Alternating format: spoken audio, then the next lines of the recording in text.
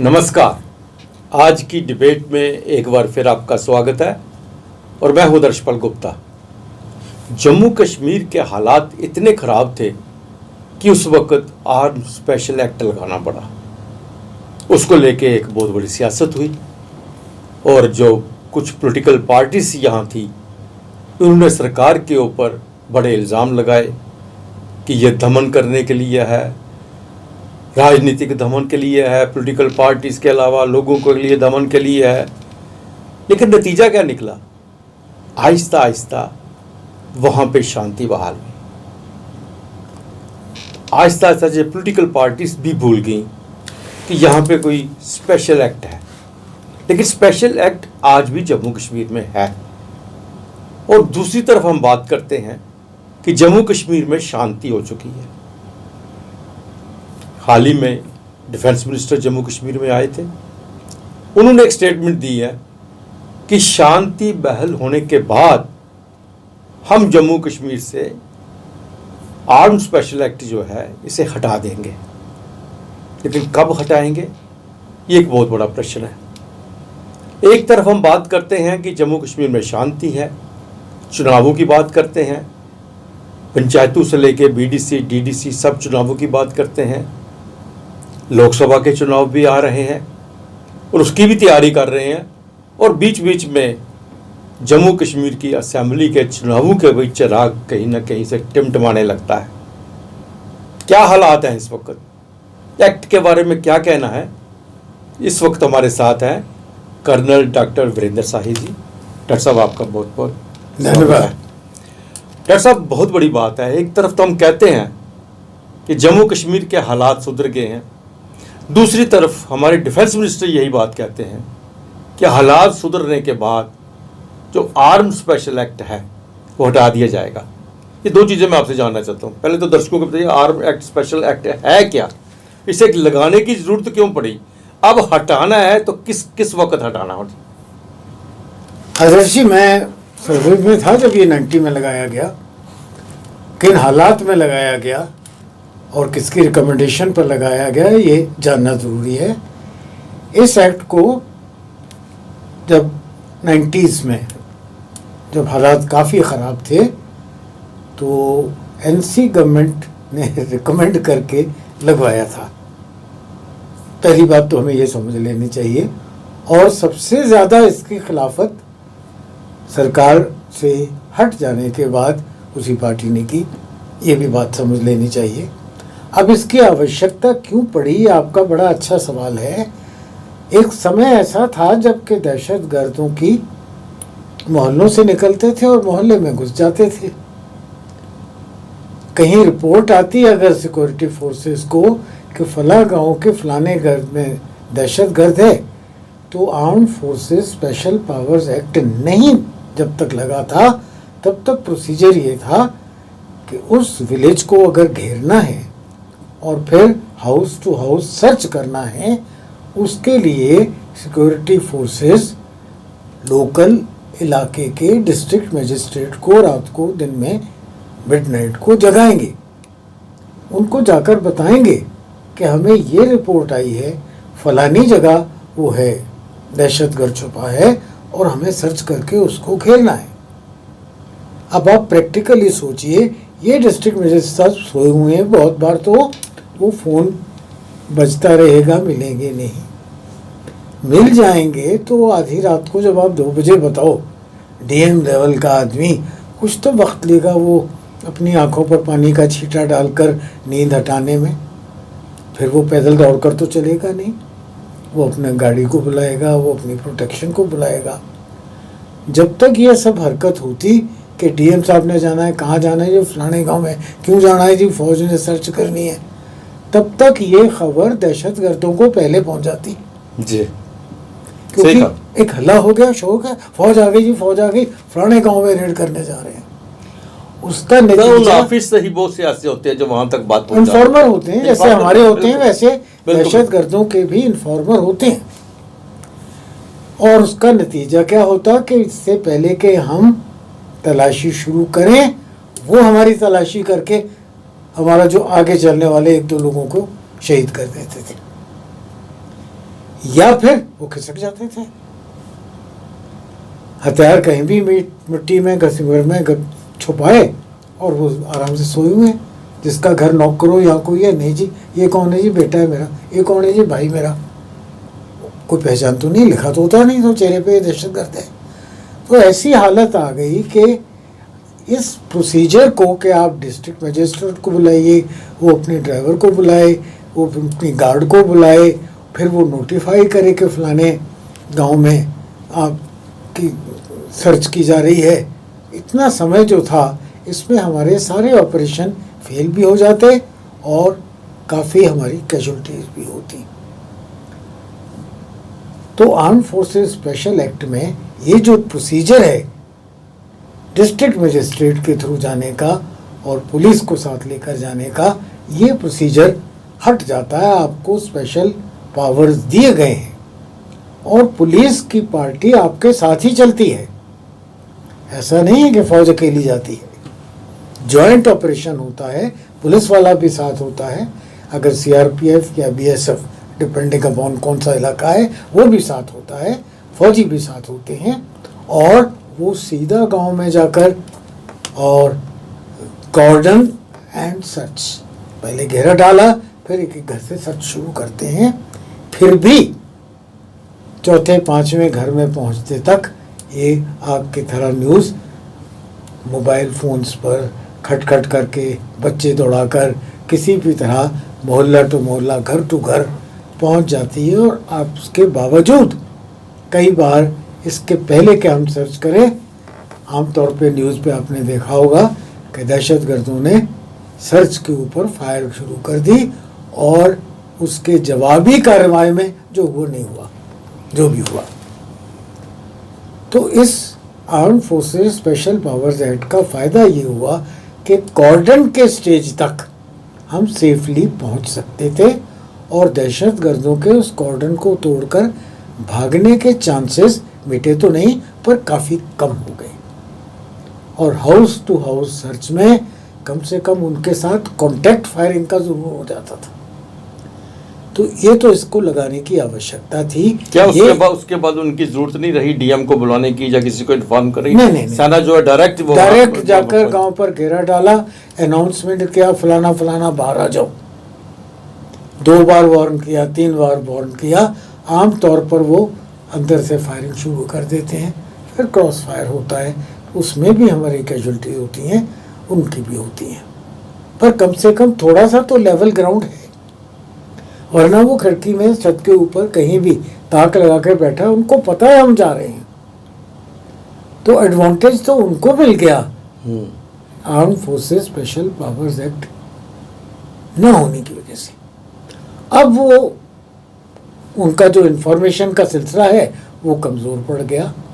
और मैं कहना तो नहीं चाहूँगा कि वो बहुत से लोग जो उनके साथ हमदर्दी रखते थे, उन्होंने बहुत कोशिश की इसको उस समय हटाया जाए जब इसकी बहुत ज़्यादा आवश्यकता थी। उसके बाद एक और सुझाव आया कि आप ऐसा करें, जहाँ जहाँ दहशतगर्दी है वहाँ से हटा दीजिए, जहाँ नहीं कुछ हो रहा, बड़े नॉर्मल इलाका है। एक बार तो मैं खुद हैंडल कर रहा था, जो कह रहे थे जी आप ये कठुआ में क्या हो रहा है जी, हीरानगर में क्यों लगा हुआ है जी, ये तो जम्मू के इलाकों में दहशतगर्दी हुई नहीं, कोई फजाइल अटैक हुआ नहीं। तो मुझे याद दिलाना पड़ा कि 5 से 6 टनल तो इसी इलाके में बने। बिल्कुल बिल्कुल बिल्कुल। मुझे याद दिलाना पड़ा कि सांबे का कालूचक के जो क्रॉसिंग करके आए वो सब उसी रास्ते से आए, रत्नोचक पर आए उसी रास्ते से आए, जम्मू में आए उसी रास्ते से आए, और नेशनल हाईवे और इंटरनेशनल बॉर्डर पैरेलल चलते हैं और बहुत थोड़े फासले पर चढ़ते हैं।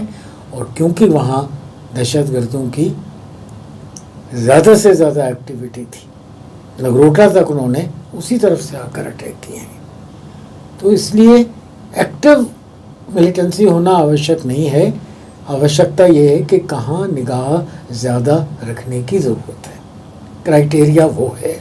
और ये जो छोटे छोटे इलाकों से हटाने का तजुर्बा ईस्ट में कर चुकी थी फौज, जहाँ जहाँ से हटाया गया वो सेफ हेवन्स बन गए ओवरग्राउंड वर्कर्स के लिए, सेफ हेवन्स बन गए उनको आर्म्स रूम्स छुपाने के लिए, सेफ हेवन्स बन गए वहाँ से गाड़ी आएगी उनको पिकअप करेगी, छोड़ाएगी, फिर वापस चली जाएगी।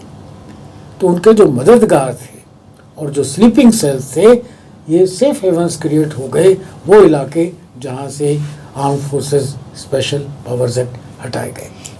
सर अब सवाल ये है कि जब हम दावे कर रहे हैं कि जम्मू कश्मीर में जो शांति है, इसको शांति है, यहाँ पे G20 हुआ, बहुत शांति के साथ हुआ, अमरनाथ जी की यात्रा पहले भी हुई, अब फिर शुरू होने वाली है, वो भी शांति से उम्मीद कर रहे हैं कि पूरी शांति से जिस तरह से इंतजाम हो रहे हैं, और जैसे डिफेंस मिनिस्टर ने कहा है कि इसको हटा दिया जाएगा। अब शब्द ये है कि जब शांति, पीस होगा, अब शांति तो है, तो इसे क्यों नहीं हटाया जा रहा? आदर्श जी, बड़ा अच्छा सवाल, और बहुत लोगों ने ये सवाल मुझे पूछा। मैं जो उनको मिसाल देता हूँ, मेरा गला बहुत ख़राब है, मुझे बुखार है, अब मुझे बहुत तेज़ 102 103 बुखार है और मुझे पैरासीटामोल दिया गया, गले की दवाई शुरू हो गई, शायद टॉन्सिलाइटिस का ऑपरेशन भी आगे चल के आवश्यकता पड़े, पर उस पैरासीटामोल से मेरा बुखार नॉर्मल हो गया। उसको देने 2 घंटे बाद अगर आप थर्मामीटर लगाएंगे तो मेरा टेम्परेचर 98.4 नहीं तो 99 होगा, 100 होगा। 104 वाली जो क्राइसिस थी जिसमें ब्रेन हेमरेज भी हो सकता था, कार्डियक प्रॉब्लम भी हो सकता था, उस क्राइसिस से हम निकल आए।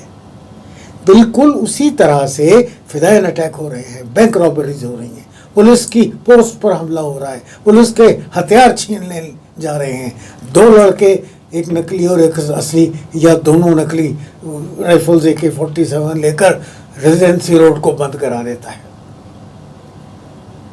2 छोकर जाके कहते हैं कॉलेज बंद करो, शटर डाउन करो, और वो बंद हो जाते हैं।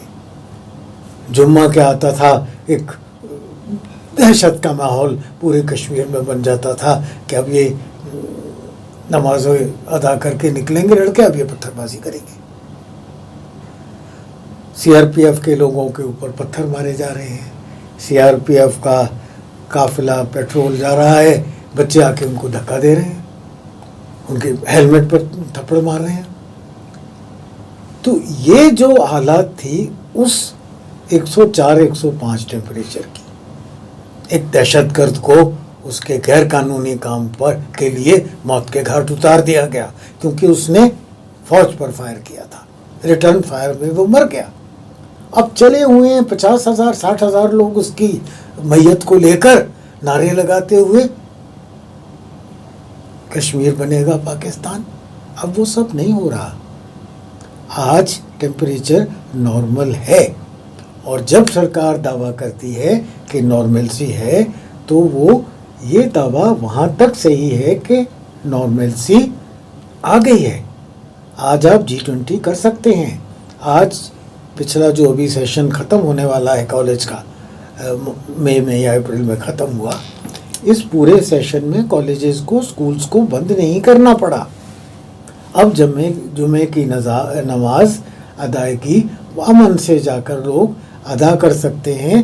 बाहर निकलते वक्त उन्हें ये डर नहीं होता कि जैसे वो SP साहब बाहर निकल रहे हैं नमाज अदा करके और उनको दरवाजे पर गोली मार दी गई, या बहुत से नमाजी पुलिस के लोगों को गोली मार दी गई, या एक लेफ्टिनेंट साहब शादी पर आए हुए और वो शादी के घर से उसको घसीट कर गोली मार दी गई। तो वो 104-105 टेम्परेचर था। उसको देखते हुए आज नॉर्मलसी है, यकीनन है। पर ये कहा जाए कि टॉन्सिलाइटिस ठीक हो गया है, ये पैरासीटामोल का ये पैरासीटामोल का असर है। फौजी भाषा में हम कहते हैं कि the militancy has been contained, insurgency has been contained, उस पर काबू है। और जब उस काबू को देखते हुए 20-25 कंपनी भेजी थी ना अभी CRPF की इन्होंने ईस्ट में, तो फिर वो सेलेक्टिव किलिंग शुरू हो गई थी।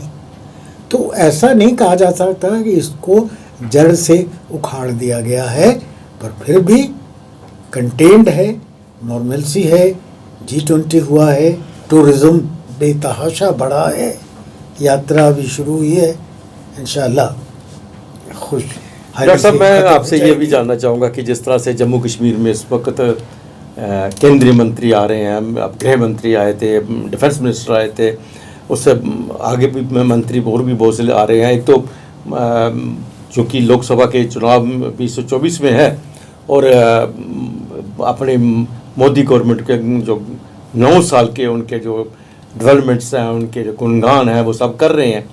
लेकिन ये कल जो डिफेंस मिनिस्टर ने जो स्पेशल एक्ट के बारे में कहा और POJ के बारे में कहा, तो ये ऐसा नहीं लग रहा कि हमें अब एक संदेश मिल रहा है, एक ऐसा इशारा मिल रहा है कि जम्मू कश्मीर में चुनाव हो सकते हैं? देखिए, मैंने रक्षा मंत्री को, क्योंकि मैं आपसे ये जीवन डिफेंस के साथ साथ पत्रकारिता में है, बड़े सीनियर जर्नलिस्ट हैं आप यहाँ पे, ये बात मैं आपसे जानना इसलिए चाहता हूँ। जर्नलिस्ट होने से पहले मैं डिफेंस फोर्सेस में भी 36 साल रहा, जी, 20 साल जर्नलिज्म उसके बाद किया। मैं उनका एक एक शब्द बार बार अलग अलग चैनल्स पर सुना, बड़ी तुली नबी बात की। मैं गवर्नमेंट का स्पोक्समैन नहीं हूँ, मैं पार्टी उनकी का भी स्पोक्समैन नहीं हूँ, पर एज ए डिफेंस एनालिस्ट या एज अ जर्नलिस्ट या एज अ फौजी, तीनों टोपियों में मैं कह सकता हूँ, उन्होंने कहा था कि पूर्ण शांति स्थापित होने के बाद कभी भी आर्म्ड फोर्सेस स्पेशल एक्ट हटा दिया जाएगा।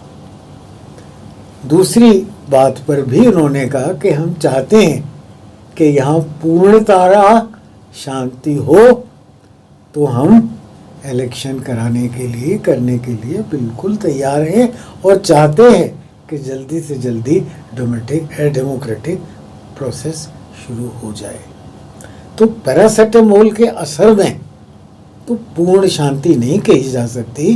वो जो टॉन्सिलाइटिस है, शायद उसकी सर्जरी हो, उसको निकालना पड़े या उसको किसी और रूप में दवाइयों से न्यूट्रलाइज करना पड़े। पैरासिटामोल के असर में हम पंचायत इलेक्शन करवा सकते हैं, ब्लॉक इलेक्शंस करवा सकते हैं, DDC के इलेक्शन करवा सकते हैं, और उसके बाद लोकसभा के इलेक्शंस की भी बात की होगी, लोकल बॉडीज है उनके चुनावों की भी बात कर रहे हैं, ये सब जिस तरह से मुख्य चुनाव अधिकारी ने कहा है।